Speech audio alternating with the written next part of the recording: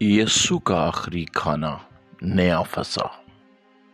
चुनाचे उन दोनों शागिर्दों ने यस्सु और उनके दूसरे शागिर्दों के लिए फसह की ईद का खाना तैयार किया। जब वो खाना खा रहे थे तो यस्सु दस्तरख्वान से उठे। उन्होंने अपना ऊपरी लिबास उतारा और एक तौलिया अपनी कमर पर बांध लिया, जैसे कोई खादम खिदमत करने के लिए बांधता है।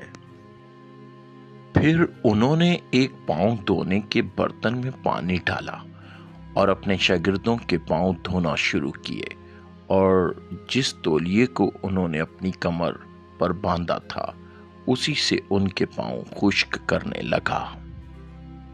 जब यस्सु पतरस के पांव धोने के लिए उसके पास आए तो पतरस ने कहा, ऐ खुदावंद, आप कभी भी मेरे गंदे पांव नहीं धोएंगे।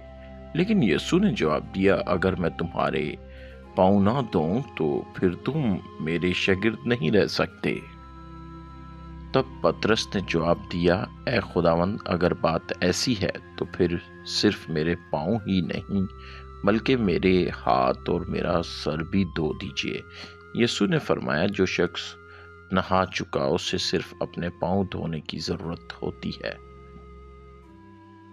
जब यस्सु अपने शागिर्दों के पांव धो चुके तो उन्होंने अपना बैरूनी लिबास दोबारा पहन लिया और अपनी जगह आकर बैठ गए। फिर उन्होंने उनसे कहा, मैं चाहता हूं कि तुम समझो कि मैंने अभी तुम्हारे लिए क्या किया है। मैंने जो कुछ तुम्हारे लिए किया है वो तुम्हारे लिए एक नमूना है। मैं तुम्हारा उस्ताद और खुदावंद हूं, लेकिन फिर भी मैंने तुम्हारे पांव धोकर अपने आप को एक फ्रोतिन खादम की मानिद बना लिया। इसी तरह तुम्हें भी एक दूसरे के पांव धोने चाहिए। हर गुलाम अपने मालिक के ताबे होता है और हर कासिद उससे ज्यादा बुजुर्ग हस्ती का नुमाइंदा होता है जिसने उसे भेजा है। अब जबकि तुम ये बातें जान गए हो, अगर तुम उन पर अमल करो एक फरमाबरदार खादिम की तरह, तो तुम मुबारक हो, खुश नसीब हो और मुतमईन होगे। खाना खाते हुए यस्सु ने फरमाया, तुम में से एक जो यहाँ मेरे साथ बैठा है मुझे पकड़वा देगा। ये सुनकर शागिर्द एक दूसरे की तरफ देखने लगे और हैरान होने लगे कि यस्सु की इस बात का मतलब क्या है। फिर यस्सु ने फरमाया, वही शख्स है जिसे मैं ये रोटी का लुकमा दे रहा हूं। तब यस्सु ने वो रोटी का लुकमा यहूदा अस्करियोती को दिया। जैसे ही यहूदा ने वो लुकमा लिया, वो दस्तरख्वान से उठा और अंधेरी रात में बाहर चला गया। दूसरे शागिर्द न समझ सके कि यहूदा कमरे से क्यों चला गया था। सिर्फ यस्सु ही जानते थे कि यहूदा क्या करने वाला था। जब वो खाना खा रहे थे तो यस्सु ने रोटी ली, उन्होंने उसके लिए खुदा का शुक्र अदा किया, फिर उसे टुकड़ों में तोड़ा और अपने शागिर्दों में तकसीम कर दिया। फिर उसने फरमाया, ये मेरे बदन की नुमाइंदगी है, तुम सब उसे लो और खाओ। और उन सब ने ऐसा ही किया।